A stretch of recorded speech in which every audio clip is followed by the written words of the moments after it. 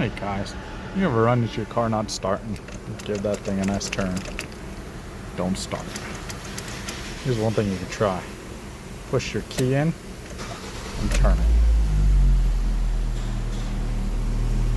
This kind of only applies to older cars, but if your ignition switch is starting to wear out, it's kind of the problem you have. You can also try flipping your key around.